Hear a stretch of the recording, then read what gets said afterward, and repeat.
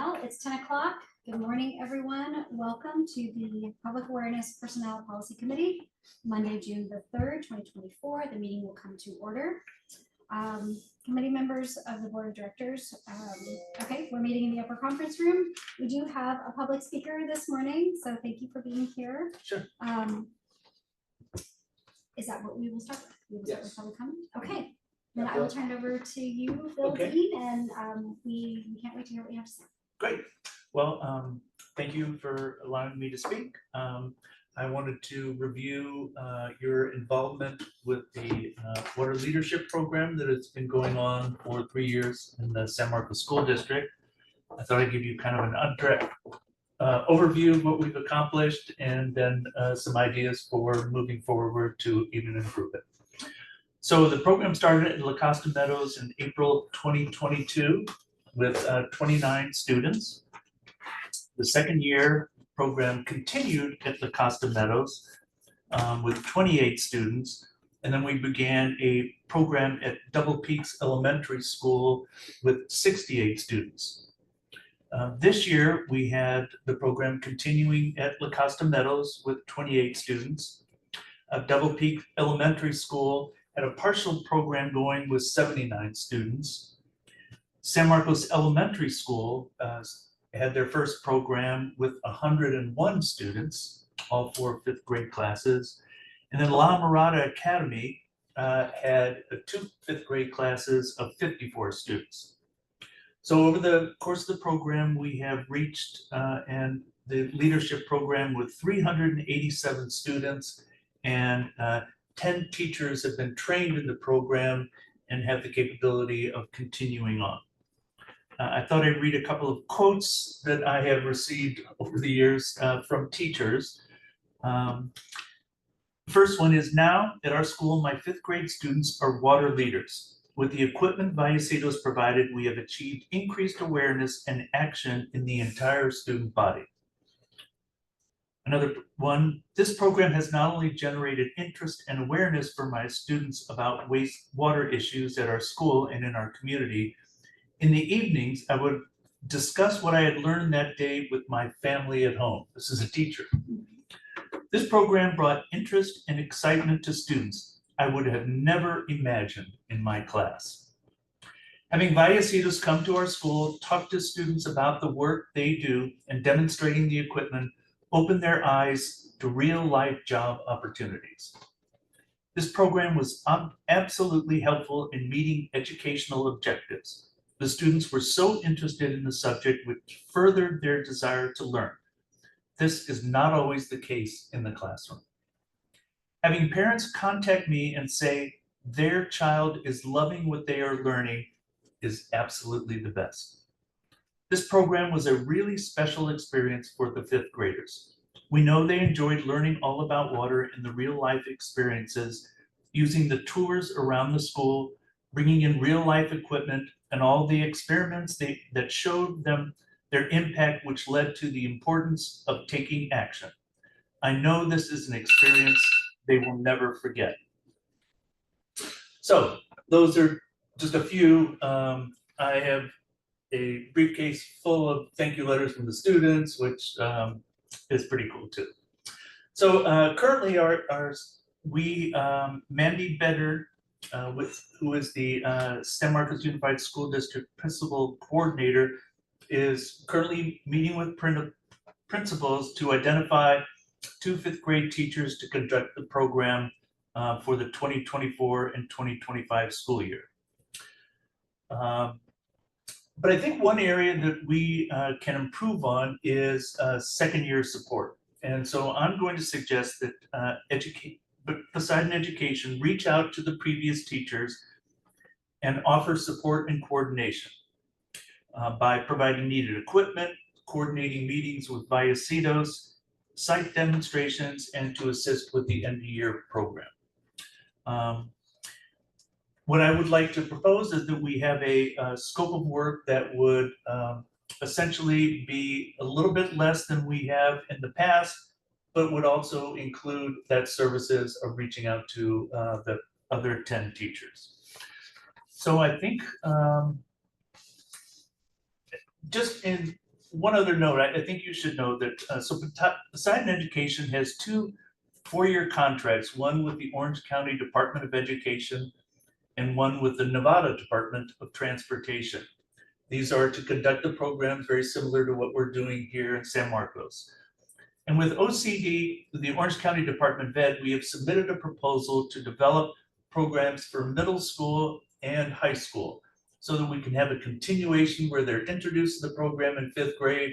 They have the ability of doing the program again in middle school, and then another one in high school which will prepare them for internships and an actually career opportunity when graduating from high school. So that's just my 3 minutes. Okay, Thank you. thank you. And my understanding is that we will agendize this item. Yeah, if it For the needs to next- be on the agenda, you definitely put on the next P3. Okay, and I Okay. apologize. This is my fault for not agendizing it. I've been traveling a lot this month and Yeah. it just slipped my mind to agendize it. So I apologize. No But problem. this has been, I'm a big supporter of this program. So thank you for being here and helping us understand Okay. the metrics. Okay, And we will talk further about this. I would like to receive a copy of those quotes okay, when you have a moment. I will do that. I will forward them to Chris. Great, Okay, thank you, thank you for Okay. your work. thanks. Okay, great. You mind if I hang out? Yeah, you're welcome. Sure. Okay. I love talking about water. Okay, so I think the first item on our agenda is the pump zone fact sheet. Yeah, I'll actually kind of start with this item, then I actually have 2 people here to support me on it. So, both Mike and Chris. So Chris's team has put together a pump zone fact sheet, and this is more of an educational fact sheet. It's mostly an educational sheet that is intended to go out to customers. I think we sent it hopefully early to you guys to review beforehand. What's on the agenda coming on Wednesday is not approval of pump zone rates. What's on the agenda coming on Wednesday for the full board is basically a request to send out the fact sheet and propose pump zone rates to the affected customers, roughly 3,000 customers total in the district. As you know, the premise of it is we're under collecting. SCG has gone up quite a bit. We're per board policy is supposed to be collecting about 95%. We don't actually collect any maintenance, rehab, repairs, or replacement costs for our pump zone customers, and it's only the electricity. But historically, we've never collected 95%. In our previous policy was to collect 100%, and we never even did that. So we're trying to get back to the policy. So really, next Wednesday, the board's gonna be requested to look at these things, to send out the information, and I could just caution the board. This Wednesday, sorry. Sorry, this Wednesday, yeah, thank you. I'll just caution the committee members and the board, we don't wanna even send this out unless there's, board support to move this forward. In other words, you don't wanna send this out, get people upset, and then not move forward with it. And so really I'm hoping the robust discussion happens on Wednesday on the pump zone fact sheet. But if it does, I won't be prepared for it. So this is the pump zone fact sheet, and what we did is we went through a process of a little education. What is a pump zone? And why do property owners have this pump zone? It's basically, you pay for the service that we provide. What happens now is if we don't collect it from this, then the remaining customers that don't get benefit from the pump zone are actually subsidizing this group.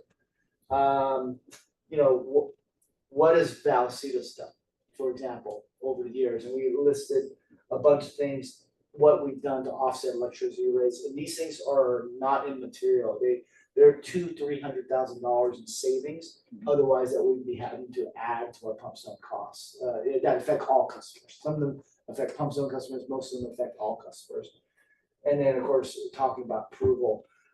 Mike has a map, and he actually has some more information on what the pump zone costs would be, and roughly they're doubling.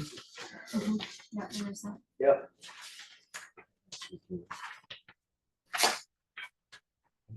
Yes, Director Hodgson. Thank you. I don't have an extra one. I mean, you can look at this one. So I did see, I saw this, but Okay. Yeah, I have not. So that's the map of the district, and most of the pump zones are in the north, eastern and southwestern Yeah, portion of the district. And as James said, there's about 3,000 customers in there. I think on the other side, it shows you how many customers per district. Did I Yeah. put that in there? Yeah. Yeah, so there's 3,021 currently in all those. So the way it kind of works is majority of the pump zone customers that are what we call smaller demand customers are actually in your zone. They're residential. Vertically say you also have a small demand customers. Majority of the high demand customers where the pump zones affected more greatly are basically director Canuck zone and director Ellicott zone. And so but in general, pump zones are doubling. And so which is a big, staff is going to be proposing on either doing a 1 year or 2 year blended, and then doing a rate adjustment to catch up with every budget cycle. So this way we do that kind of annually every year. That's gonna be the proposal for board discussion. I expect there'll be some healthy board discussion. I think it warrants healthy board discussion on it, but we wanted to get two things from the committee today is comments on the pump zone fact sheet. This would be going out with obviously the pump zone rates that for the particular customer base, so this way there's no confusion. So there'll be a back page that goes that, so if you live in a certain pump zone, you'll know kind of the rate that is happening. Here's the existing rate, here's the new rate. And overall, just discussions on questions on anything that has to do with pump zones.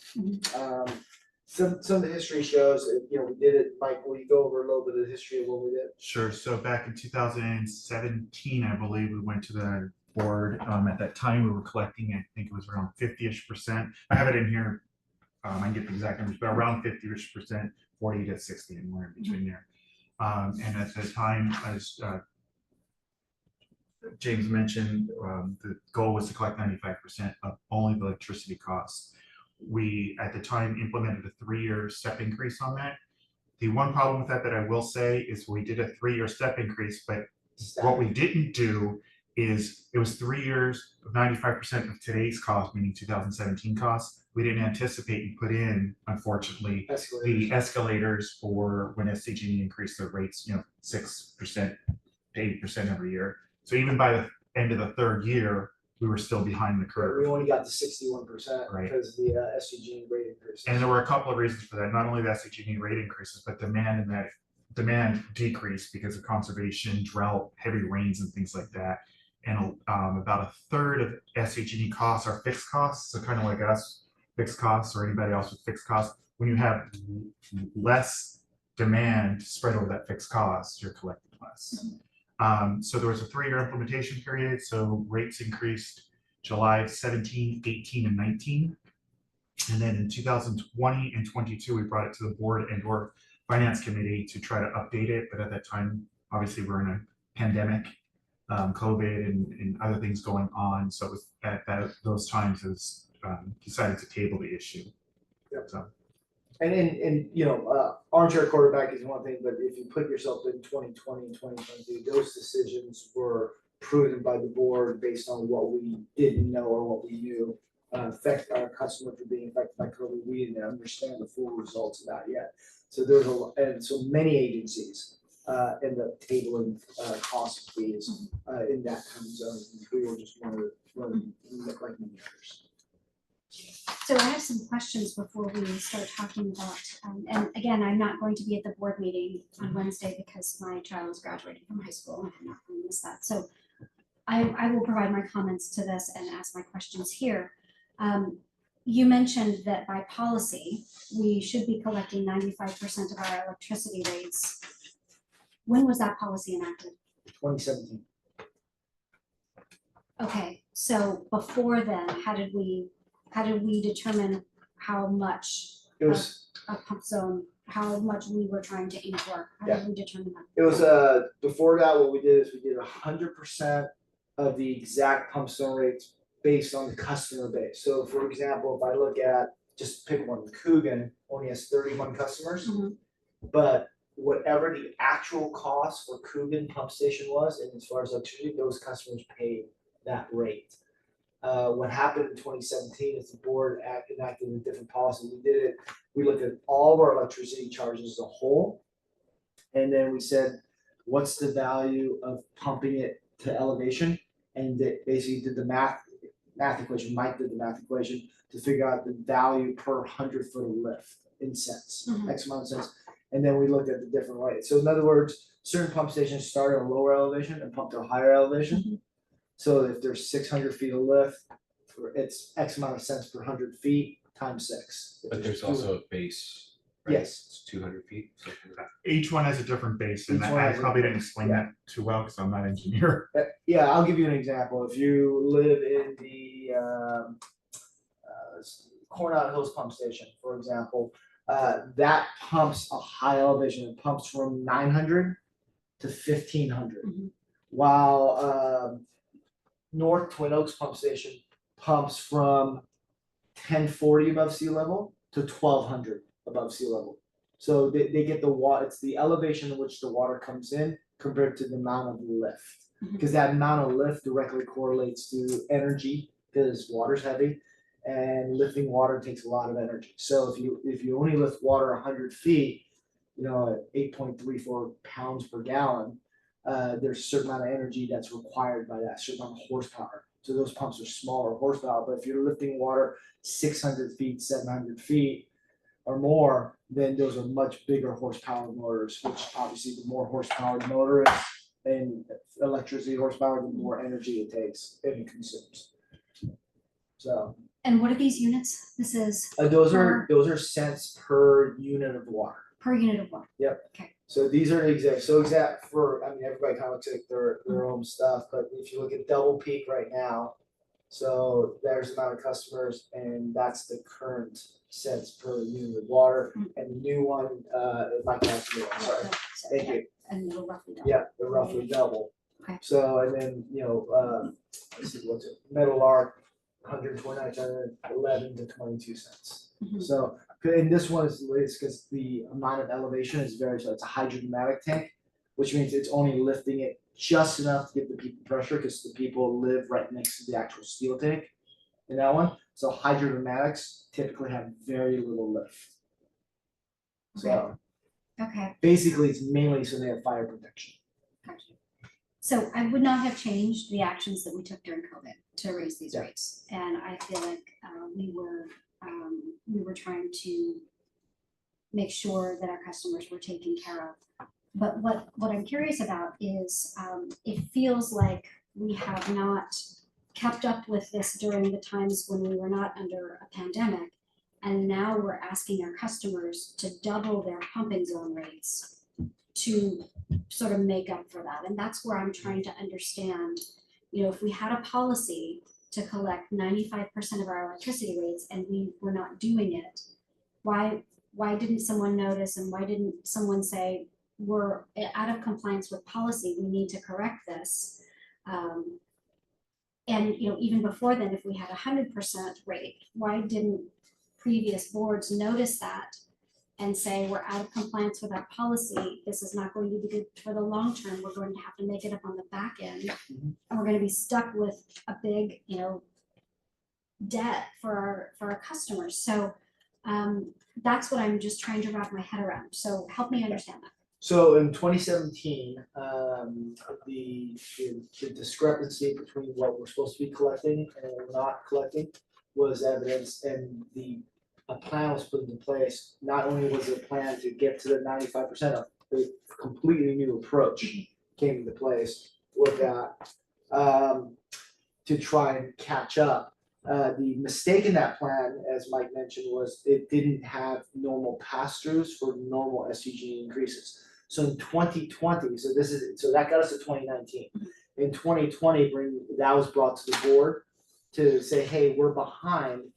We're at 61%. Let's catch up.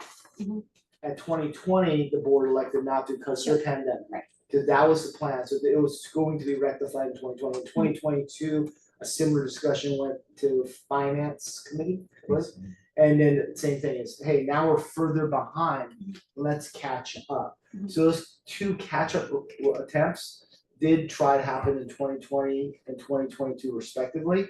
I can't really speak to why we weren't caught up in 2017. In my eye, before 2017, in my eyes, we should have been fairly close, but we weren't. So, and I looked through some of the history of it. I don't really know why.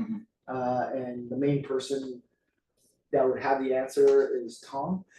So I haven't reached out to Tom on that one. So, but that being said, the earnest attempt was a full redo with a three-year roll-in 2017. I think the mistake that we made was we didn't have an automatic pass-through, and we anticipated SCG rates to be lower than they are. So it just compounded between not having the pass-through and SCG rates being higher than expected. And then that was, just to kind of recap what I said, there was an attempt to rectify that in 2020 and again in 2022. And the piggyback on what James was saying too, in addition to SDG&E raising rates during those times higher than we even anticipated, this is the demand chart. So this is showing you back in 2017, there's where the high demand was, and then demand's just dropped off ever since too. Yeah. So that kind of adds to that the discrepancy. And then also real quick, James, the red numbers. Yeah. The red numbers show the quote deficit, or what we're under collecting from 95% over the years. So back in 2000, sorry, I can't read this. Yeah. 15, 16, I didn't get this with that one. Or you can read them for me. We were about 190,000 short, and now it's grown to 340. I think it is, or whatever that last number is. Is this, when does that go through? This is my old, this is my new report. That's 2019, 2020. Sorry, this year, if nothing is done, it's gonna grow to 344. Yeah, this only goes to 2021. Yeah, this is my old one, sorry. That's the old one that we did in 2020. Sorry. Let me take this away, because this is the one we brought 4 years ago. Here's the newest one. Oh, that's from 4 years ago? Yeah, this is from 4 years ago when we did the whole thing too. So the red numbers then show the, and I'll call it a deficit from collecting at 95%. So so to answer your question, and I know I've said a couple times, there was an attempt in 2020 to catch up. Yep. And again in 2022 to catch up. But if we would have tried to catch up all of these points when we knew we were really far below, we would not have been in that situation. I mean, yes, we are Monday morning quarterbacking, but as someone who's going to have to explain this to my 895 people, 15. You have two. Oh, right, because I've got schoolhouse and double P. Yeah. This is important. It's Absolutely. important that it is known, and it's not in this sheet. It is not in this fact sheet that the boards, even though they knew we were really far below, did not take action until 2017. And at one point we were 35% below. And I don't want to have to answer to that because I wasn't involved in that. And that's really, that's not being very fiscally responsible. So I see that we have to make these changes. We have to recover this money, or we're just going to get further and further and further behind the 8 ball. But I think it's important that the full context be shown, not just that we chose not to take action during 2020. And again, I would not have changed, I wouldn't change that. I'm glad that we tried to offer some relief for our customers during that time. But that's not the whole story. And I think that some of that needs to be included in this fact sheet. Absolutely. So one of the things, I mean, we did mention kind of 2017 history forward in the fact sheet. We didn't really mention what happened before, and our collective knowledge of what happens before is a little fuzzier, to be honest. Too, yeah. So that's part of the reasons we didn't touch that. But what we can do is try to address it to some extent. Is the we could probably couch it as the district has been under collecting for years, and now we need we need to start moving back. We made an attempt in 2017, the SCG rates went up. We held off because of COVID in 2020 and 2022, and this put us further behind. What's up for discussion is not only the pump zone rates itself, is not just the why, but the how. I think is equally as important, because what staff is recommending is just a simple let's get caught up. However, in the finance committee, we talked about more than one option. Mhm. So, and those options are available to the board, as well as an option to not only how, but the timing. So all those things are available to the board for discussion, and even here at the P3 committee is so be it. So real quick, I'm sorry, James. Yeah, go. Right. This is what we showed at the finance committee last week. So the current, we always talk about, I don't want to kind of confuse numbers. We always talk about the average single family residence using 13 units of water 5/8 year. Yeah. People in the pump zones use 20 units of water. So what I wanted to do was when I did my analysis, base it on the actual usage in those Okay, pump zones. Great, yeah. So when you hear me say 13 all the time and now I'm saying 20, I want you to understand why I'm doing that. Okay. Understand. So the average unit, the average customer in a pump zone, can you go back a couple? Because I don't want to the first line. The average customer in a pump zone, their total water sewer bill is about $189. And go one more line. So with the proposed pump zone, this is the average now. There's, obviously there's people that are going to be higher and lower depending on what pump zone. But again, I have to talk averages when I'm talking 3,000 people. Would be $198 and go one more. So the increase for the pump zone customer would be about $9.40 or 5% of their bill. That's if we did a full phase in 1 year. If we did a full phase in over 2 years, and again, this does not include a pass through on the second year for SDG&E because I don't know what the rates are going to be. If SDG&E goes up 10%, I would say it'd be that plus, not that plus 10%. The SDG&E charge 10%, which wouldn't make that 12.5%. It would make it like 4%. I'm talking a lot of numbers, so sorry. No, but I understand, Kathy. Okay, so if we did it over 2 years, obviously it'd be half, 470, or about 2.5% increase on the first year. And then go one more, I think that's it. So with the full phase in we would recover 95% in fiscal year 25. If we did a 2-year phase in the first year in 2025, it would only be 71% we'd be at. And it'd be about $172,000 would be short. 71% will be the highest percentage that we're recovering Yes. in years. Yes. Yes. But Closer still be- closer still to the be better. 95 than we. It'd than still we've be been. better than we've ever been. Right. So, Okay. and one of the things we mentioned in the finance committee, and I'll mention here, is the way the pump zone usages aren't uniform. That's an average, and that is truly the average. But if you grab the map, if you don't mind, you look at the map, the pump zones here are pretty much in this area are primarily 100% residential. There's one huge residential pump zone, which is Emerald Heights community. And then all these other pump zones have what we call gentleman farmers or full ag. Mhm. So those full ag and gentleman farmers, they have $500-600 normal bills because of the amount of units of water. They have 1.5-inch, 2-inch meters, and some of those more like 1-inch, 2.5 meters.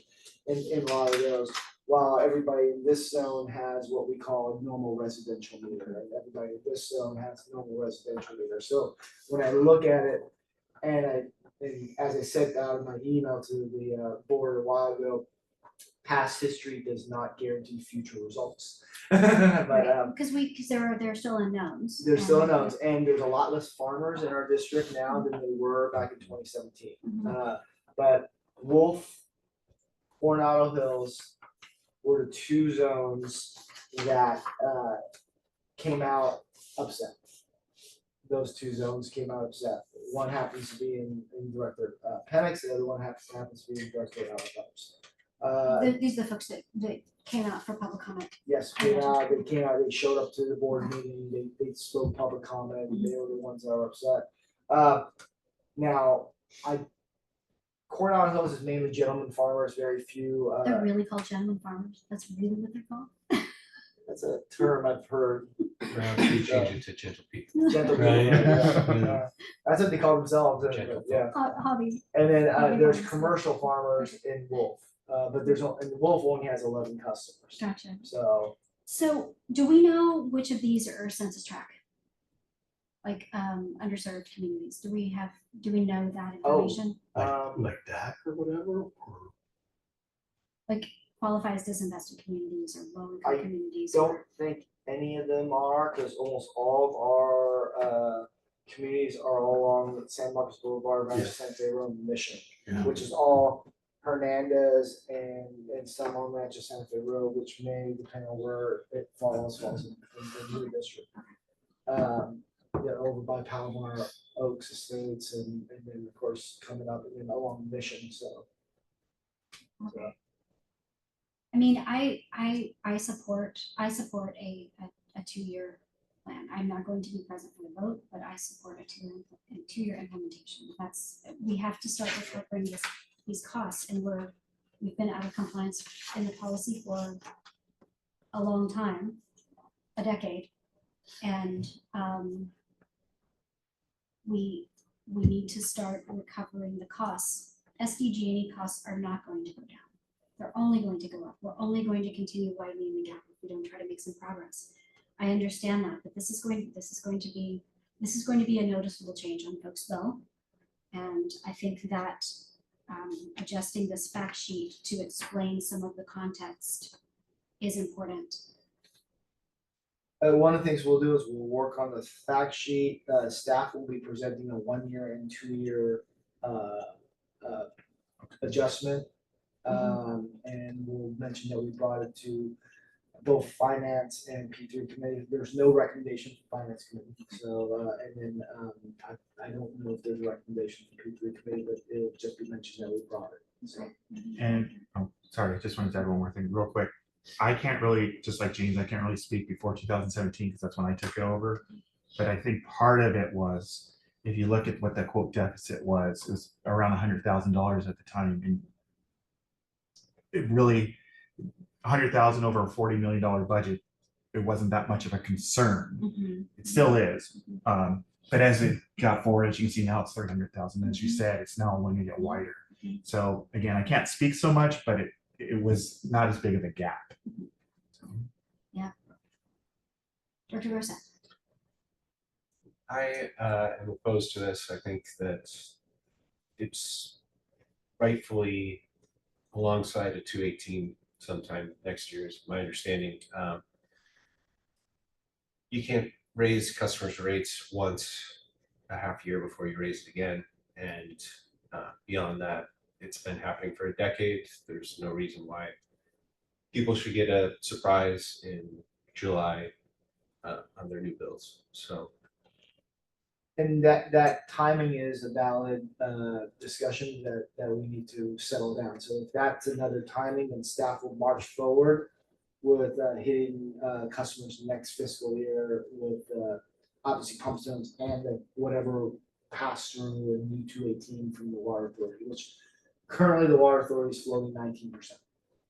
I should also add to that but it's hopefully getting lower. Sorry. Making us sorry. No. Before we eventually get to the 218 process, I think it's extremely important to set us on the finance committee as well that we do everything humanly possible to get our expenses down, revisit every contract that's revisitable, and when you go to ask for more money from the district, you better be ready to say that we've done everything we possibly can to make sure that the cost is low down here. So I don't think you have consensus from us, but you have some discussion points. Absolutely. So what we'll bring forward Wednesday is we'll discuss not only more than one type of roll-in, 1 year or 2 year roll-in, but we'll also discuss timing for the board to make decisions. At the end of the day, my recommendation as a general manager will be for the board to have consensus on an approach before we actually advertise anything like this to our customers. Because as soon as you let the cat out of the bag on this one, then customers are gonna get upset, and rightfully so. And we definitely wanna keep that discussion up front. So this way, when we have a public hearing on the actual rates, if it's moving forward, depending on the timing, this way we have that consensus on that board. So I think this is a really powerful education piece. I think it does explain, and I love it that we do education pieces like this. So I have a couple of comments, a couple of times. yeah, absolutely. They'll share this, but I think you've got some discussion points, and I'll be anxious to see how it goes on Wednesday.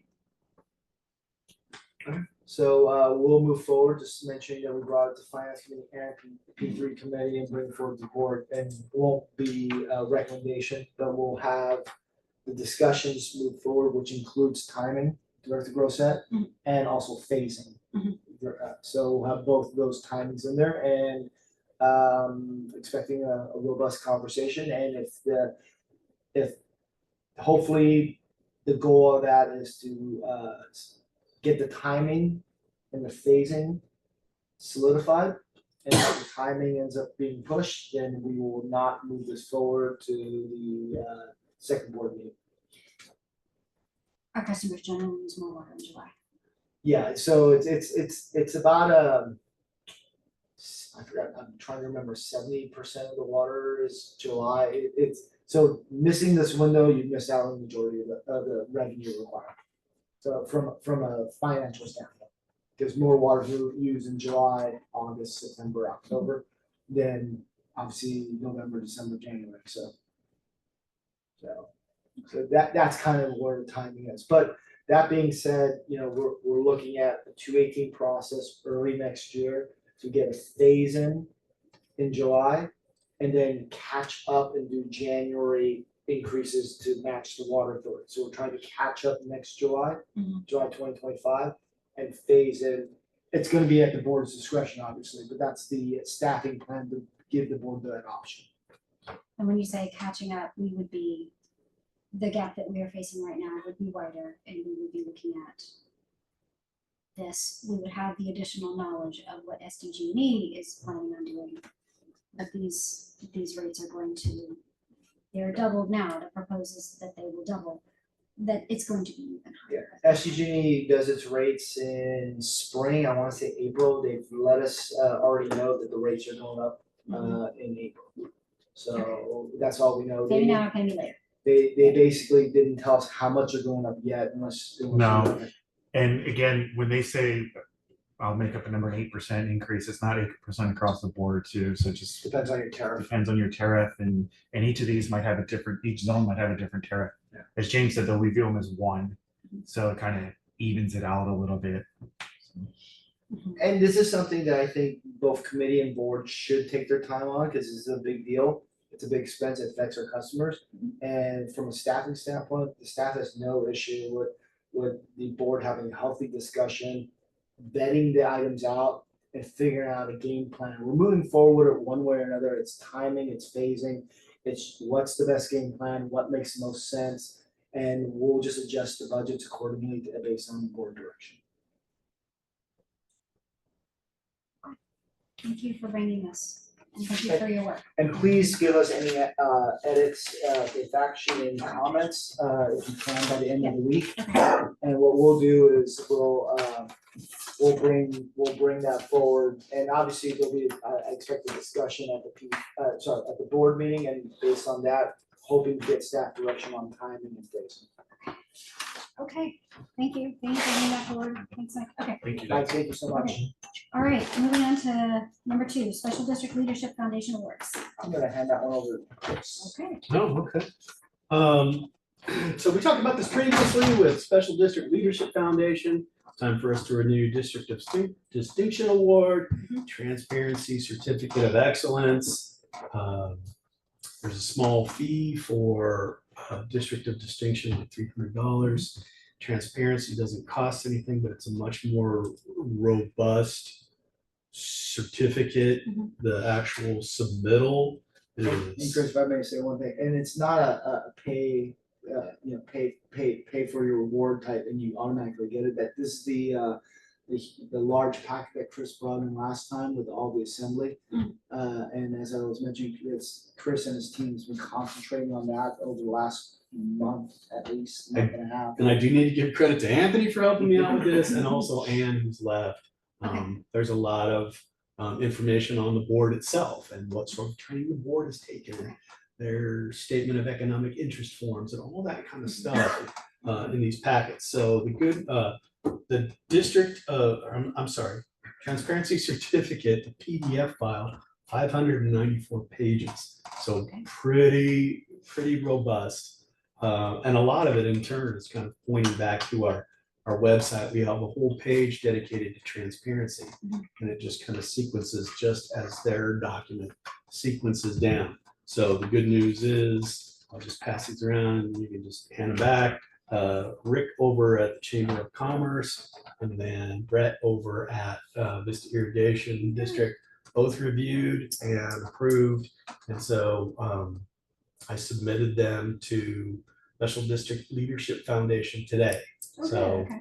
Yeah, and the application requires you to reach out to other people in the industry to review it as a third party, so. yeah, Okay.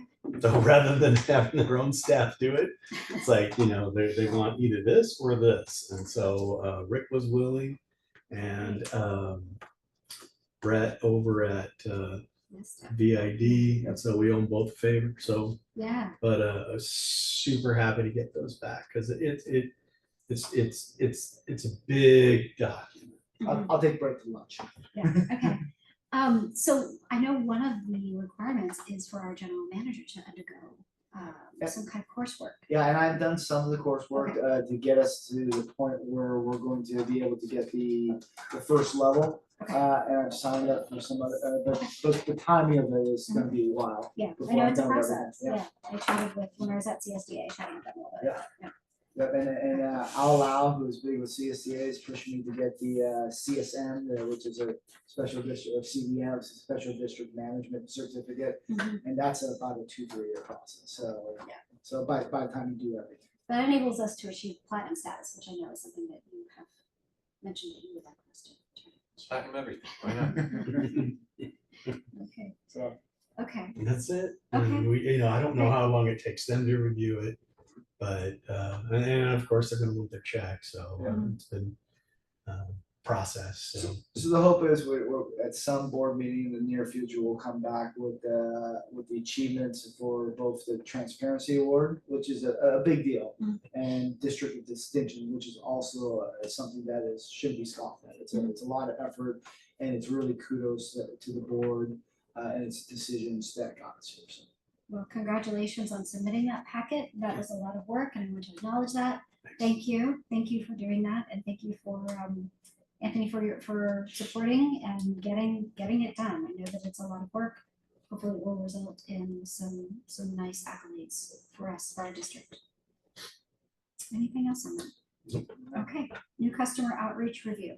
Yeah, this also Chris. Oh, so as one of the activities or goals in our strategic plan was to come up with a new outreach packet for like new customers, like once they come on board, kind of introducing them to the district. And it's something that has been backburnered for a really long time. Part of it was I had the two ladies out for a while, but they're back now. And part of it was, you know, just other activities that I've been working on, intern scholarships, that type of thing. But feeling like I could get to it, and Elisha downstairs in customer service had a work group come out from North Star and talk about some of the capabilities with our billing system with North Star, which is the actual That's our customer service system. billing system. And I had the two ladies attend it and just kind of pay attention to some of the factors, like what else can we use the billing system for? Okay. Is there any functionality that helps us?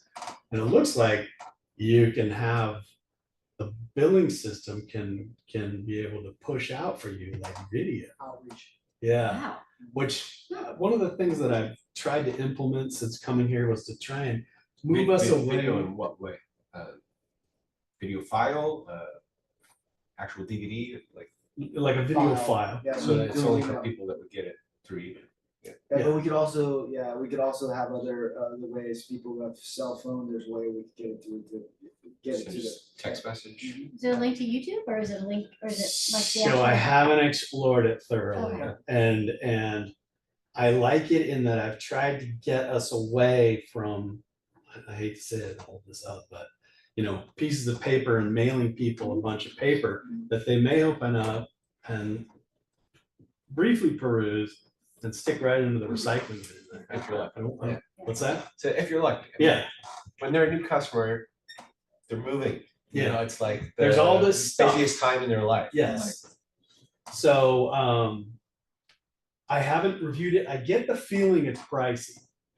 And we're kind of already through budget season. My budget's already been approved. And Not so, approved yet. well, or at least, Not till the fifth. at least organized. And, I would prefer no to to new do budget it. items. Yeah, I would prefer to do something that's innovative than paperish, and just wanted that on the committee's Yeah. radar. So what we're looking at is in one form or another with existing customers and new customers. So new customers is gonna be a welcome packet that's video driven, information link driven. And then probably doing reminders. We know that they're busy, just as you mentioned, Director Brissett. And basically, welcome to the district, here's the pertinent information, here's how you can sign up automatically, here's how you can go paperless, here's all the stuff. Send them out a reminder, maybe, a month later, hey, we understand it's a busy time of your life, here's just a reminder in case you haven't seen it. Also, do other outreach aspects through that avenue. Then, well, if it's successful, what we want to also do is reach out that way for existing customers, especially as we have interactions with them. And, Truly. so we can kind of talk about that a little bit. Yeah, and then the other part of this equation was, to bring them in and let them know, hey, let us know how we're doing, you're a new customer, give us some feedback. And that's something that Director Brissett was broaching, hey, trying to get some feedback from people. Along those lines, I've got a little mock-up of like a hard card document that can be issued to managers to distribute to their staff, to solicit Yelp reviews. So as we really started thinking about this, most of the customers that actually come into the office are customers that are quasi disgruntled. Right. Their bills are late, they haven't paid, there's something wrong. So they're coming in because their check bounced or their credit card got denied, and now they have to make a cash payment.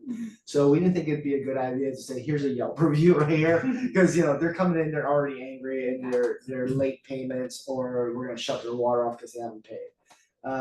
But however, our customer service has many positive interactions, probably 10-to-1 positive interactions with customers over negative. So what we're trying to do is get it into our normal process, is to be like, if there's a positive interaction, say, hey, I'm gonna send you an email, here's some information about the district, it'll be educational information, and there'll also be a link if you so choose, to do it. So we're looking at different ways to reach out to those customers that have those positive interfaces, because what the negative customers find us anyway, and they'll put that negative comment down.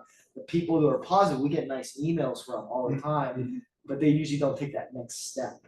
The board gets positive emails from customers shared every now and then. For everyone we share, there's another, it depends on the month, but there are another few. Some months a dozen, dozen's an exaggeration, but a few that are positive that we never share. So it's kind of one of those things. Most likely a dozen positive interactions, but Yeah.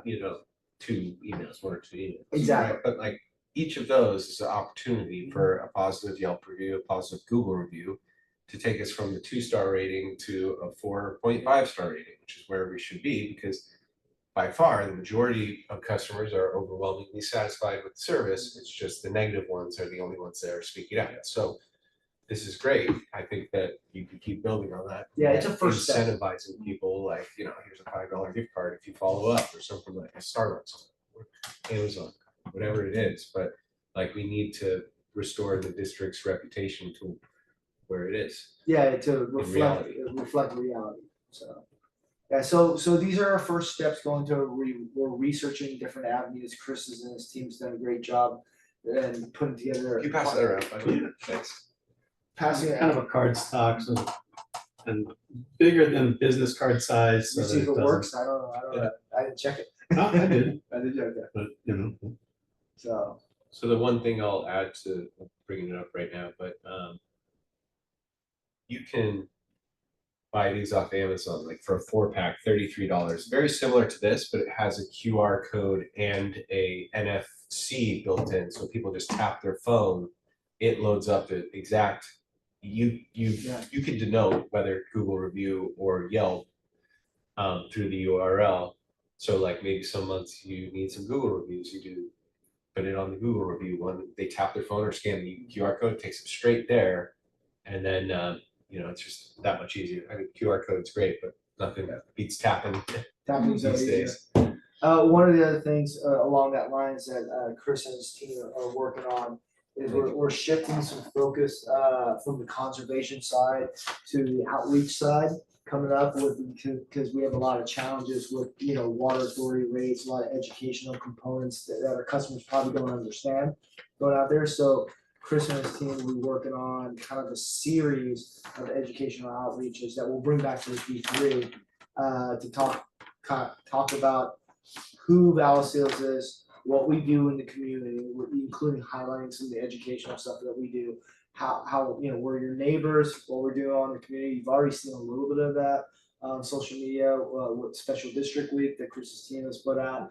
So you're gonna see kind of I won't call it a media blitz, but it'll be purposeful outreach towards education our customer base of the good work we do, the essential service that we provide, and how we're part of this community and what we do. So that's gonna be a slow process, but we expect to build speed over it through summer and in the fall. Because we've got our landscaping courses coming up. Yeah, there's a lot of reasons for it, but yeah, we want to definitely go ahead. That's a nice step too. And right now, conservation isn't the message that the all water agencies are putting out there. So we have more water available than use at this time, so. Okay, I'm interested to hear more about this and We'll we wanna just research put it on the and come up radar. with some Yeah. dollar amounts. It might be the case that some areas of our district are more responsive to something like this than others. Truly, There might be folks in, if we know that there are demographics in the district that may not be as tech savvy. So if there's, we don't necessarily want to hit every nail with the hammer, right? So maybe there's an opportunity to tailor it a little bit, Different approaches. given who we're trying to reach, who we're trying to target, and there might also be a more efficient way to go. Just sparked a memory. So the billing system itself is fairly difficult to navigate. I was reminded of this in an event I went to this past weekend at a mobile home park, and some of the seniors there said that it's hard to pay the bill online. So I revisited it. And, it's a few taps. It's a few more taps than it probably needs to be, and you either need to log into your account, which I guarantee you no senior knows. I don't know how to get into my account, or pay by guest. And the guest is probably, again, a little bit more confusing than it needs to be. But there's a good opportunity here to revisit that system in general, because that before we even reach out, welcome people, we should make sure that we have the simplest way to pay. And I mean, that's what we're doing. We're taking their money, giving them a service, so that should be just as frictionless as possible. And then also revisit what company is doing credit card processing for us, because if that hasn't been looked at in a few years, boy, have rates changed in that world. So good opportunity to save the district money from, once again, a reevaluating contracts. Yeah, on the credit card, definitely need to look at it. Now, we don't pay anything for the credit card service. The person who uses it pays that additional fee. And I know there's at least two, if not three different ways they can do it, and each one has a different fee. It's a 218 issue for us to pay it because it's a violation of that. So that's why, while a lot of for-profit companies will roll that in. So it makes that credit card issue a little bit more difficult. But I know that it's I mean, as long as you something post it there, like, I'll use T-Mobile as a good example. We use T-Mobile phones at our office, and you can pay the bill in, like, literally you just say, I'm gonna give you $40 and just give me a credit card number, and then they link it to, like. Yeah, North Star is a very powerful tool that a lot of agencies use, but I'll be lying if I said it's a friendly tool. Right. Gotcha. Okay, that's good to know. We'll definitely look into it. Thank you. Item number 4, board director information page on website. Yeah, so I'm gonna hand this one over to Anthony. As you recall, some time ago, we started working on one of the things that Anthony and Ann put together before Ann retired was a new board member, for incoming board member in education. Great. So, and we basically, have a portal and it's obviously not live yet. Or it's live for Anthony, but not live for board membership, but this is the first draft of it, really. Wait, so this is a board portal?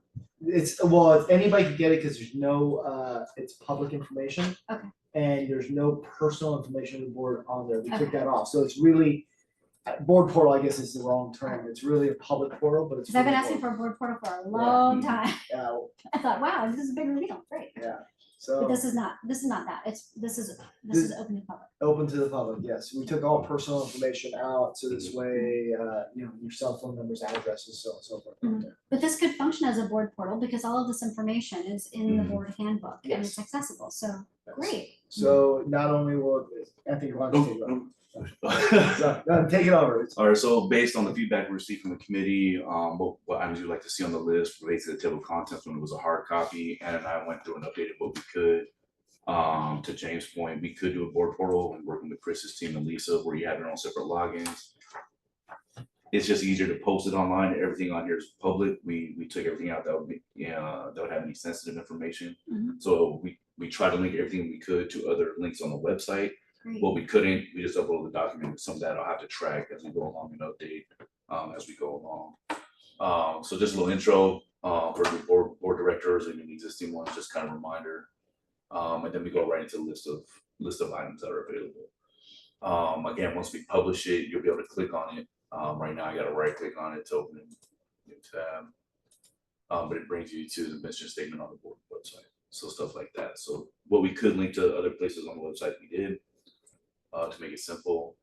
The Brown Act, this one that would BBK provided a while back, I was able to scan in.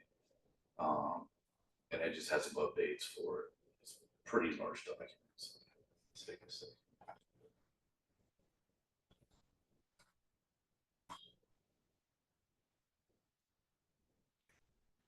Well, this is going to be a tremendous resource. If we want to add things to it, if we want to make recommendations, like it didn't look like in the table of contents that our strategic plan is in there that we worked on. I didn't, okay. Right, so it's all down here. Yeah, it keeps going. Okay, So we ended up with 28 items, but certainly any feedback, Great, okay. any other information the board directors like to Great. see on here. As long as it's public information, we can throw on here, no problem. It's more Yeah. confidential. We probably just share it with amongst the board directors Understood. themselves. Anthony, I got a quick question. Yes. Is this available for P3 committee members to view now, or can it be available? No, right now it's just in a review form, the way Lisa has it. I can't ask her to publish it temporarily if you guys would like to play on it. And provide some feedback, No, we but can't do that. she did say she can help me pretty it up a little bit, because right now it's just the intro and the list of items. Not sure if we need more than that. But there's a lot of information here. The work we do videos, takes it right to our website where Chris and his team post all those. They can go through those, go to the district YouTube page for information like that. So we tried to make it fairly, I mean, when I say we, Anthony and Ann did a great job making this thing pretty comprehensive, taking in your guys' previous comments, and some of those comments were dated from over a year ago, so we kind of rolled them all together. I've been asking for this since I was elected the first time. Yeah. Yes, I have So- been, this is Right. fantastic. So, Yeah. go ahead. And I just want to thank Director Grosset for pushing the electronic version. We just had our clerks meeting, a lot of us clerks get together, brainstorm ideas. And I think 95% of them are still in hard copy. Here's a big binder. Yeah. It's like, this is much easier. I can update it myself, is. upload if I need to, or just redirect on another link. The So this beauty of is- this is exactly that, the future work effort to updating these, because a lot of these, some of these will link to other agencies and their standard documents, and as they update the documents, it'll be the most updated. So this way there won't be that Right. error of waiting for documents to be updated. So it not only saves Anthony time, but also gives the board the most pertinent, up-to-date information that's available. So, Yeah, Excellent. so we're pretty excited about this, and I'm sure it's a growing document, it's a living document, so it's just because it's not here as things come up, we can add to it, we can subtract to it, we can modify it. Mhm. Right, and a lot of these links that, like the fiscal year budget, it links to the current page. Lisa will help me where I don't have to update each and every link. That thing will stay live as long as we update it on the home page Great. of that particular item. So, right now, 28 items can certainly take away or can certainly add. So it's been a great team effort with Lisa. Yeah. I know it's been a tremendous effort. That's great, thank you. So what we'll do is, we'll work internally. And then while we work internally, to button up, pretty up, and then we'll make it live, let all the board members know that it's live and it's available, send them a link to it.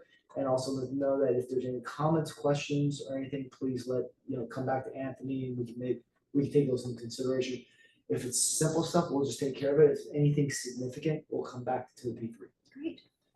I'm okay with that. Congratulations and thank you. This is a tremendous effort.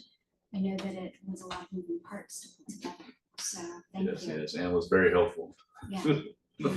Send us your goal. Simple but effective. Yes, definitely. Well, the big deal is instead of this huge work pill now that it's built, it's just going to be minor efforts to keep it updated. Yeah. Instead of trying to update, big handbooks. Right. So, And I still think onboarding new employees and directors can be simplified from an electronic point of view of simple forms instead of filling out 18 pages of the same name, address. Or our new HR manager is on the same page and she's looking at many streamlining processes that we plan on rolling out over the next 2 to 3 years. It's gonna take a while, but. I understand. Good. As long as Okay. someone's working on it, that's important. Okay. Anything else on that? Okay, item number 5, discussion resolution to oppose initiative 1935.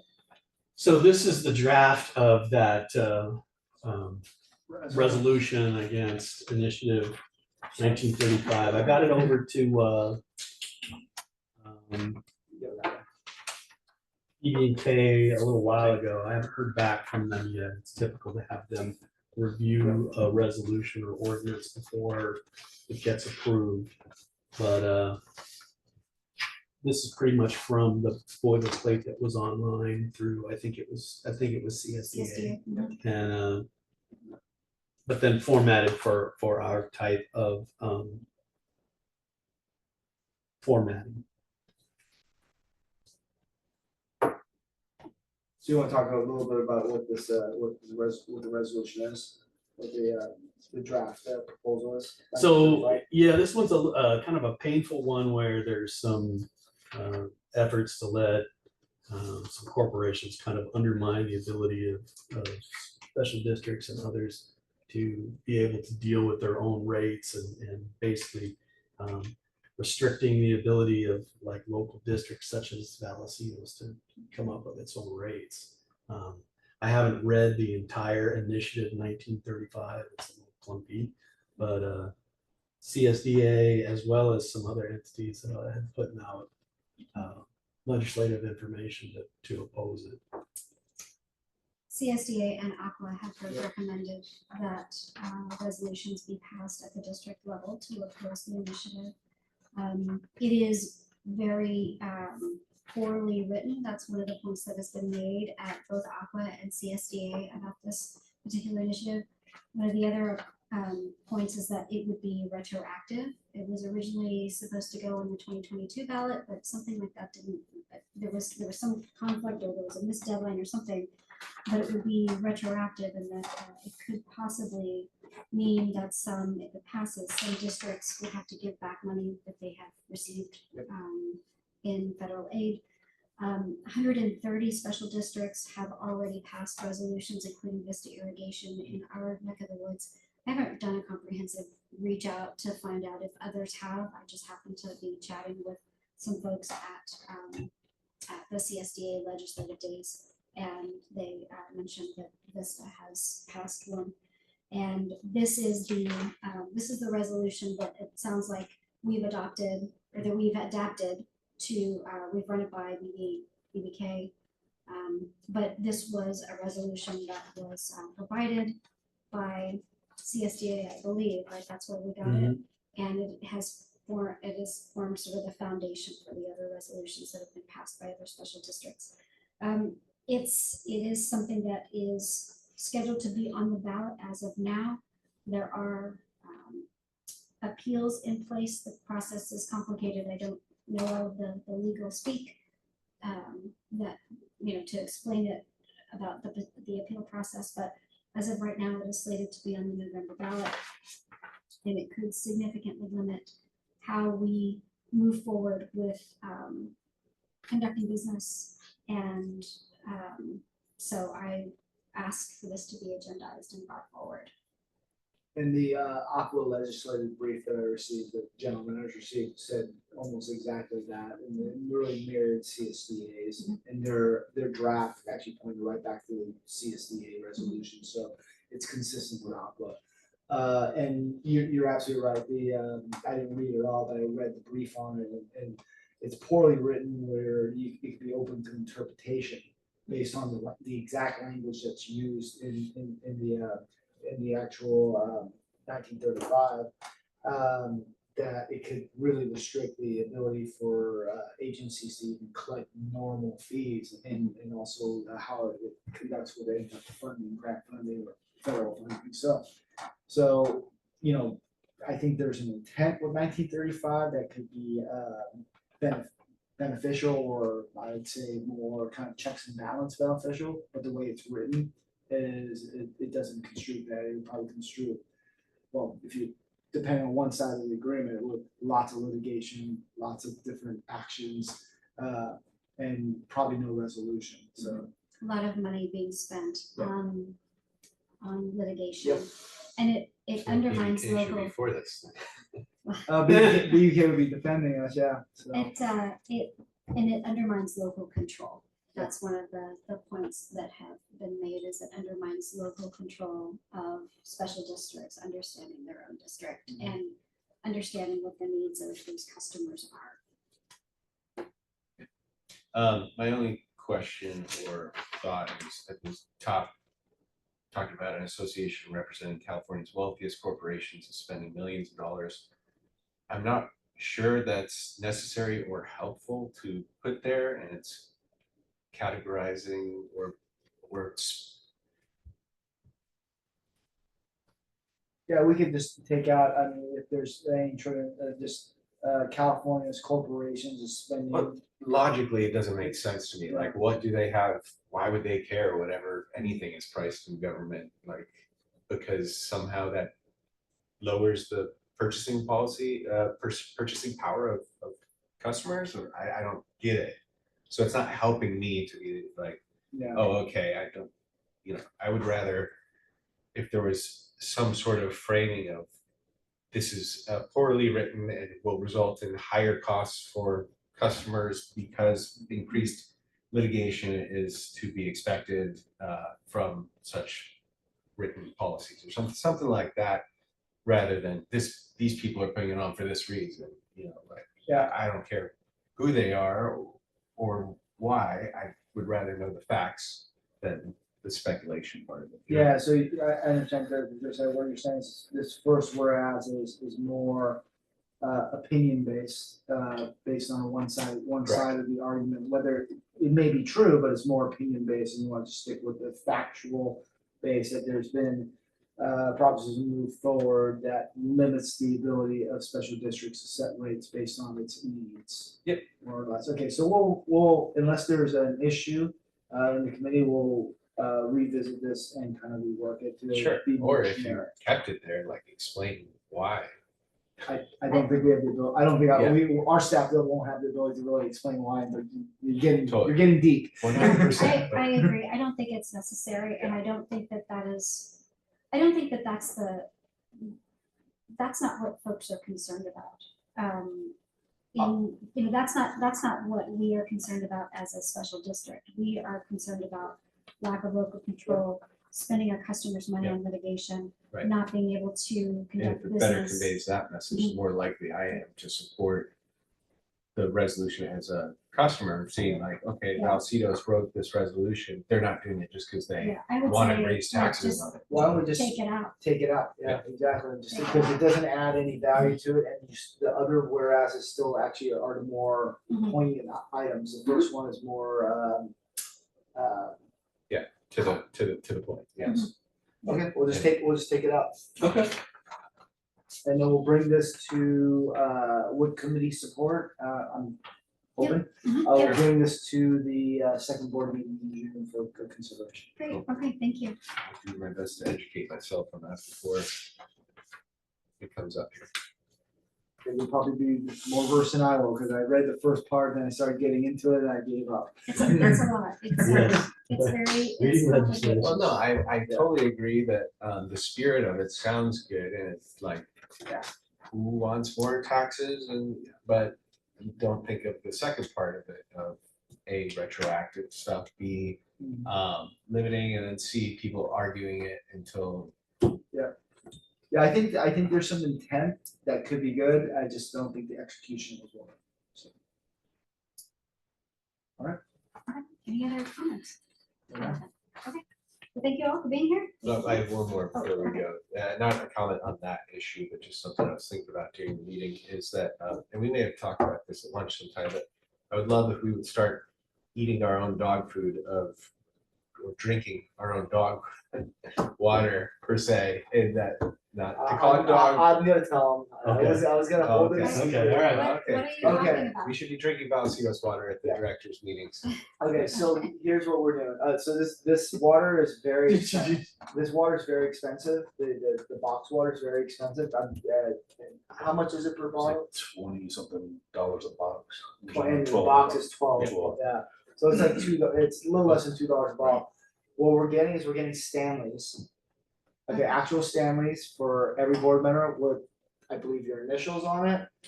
Turns out Name? the cost is the same Okay, for it's in your name. initials versus your full Okay, name. so your name on it and your division. Okay. They're gonna stay with Vallecitos, we're going to wash them. And there'll be pitchers of water at meetings with your Stanley Cup for each board member. Okay, Love it. okay. Yeah. So, and it's gonna be a surprise. Yeah. Surprise. I had no idea about the surprise. Yeah, That was hilarious. Yeah, it's gonna be a surprise that we were going to spring on you at a board meeting. Okay, With the new Stanleys as a gift from the staff to the Yeah. board.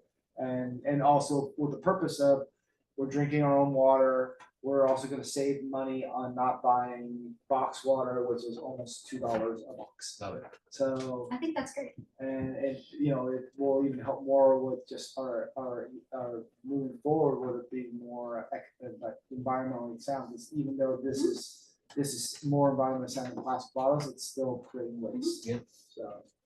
We're involved. Okay, great. All right, thank you. All right, we are adjourned. Thank you. Thank you.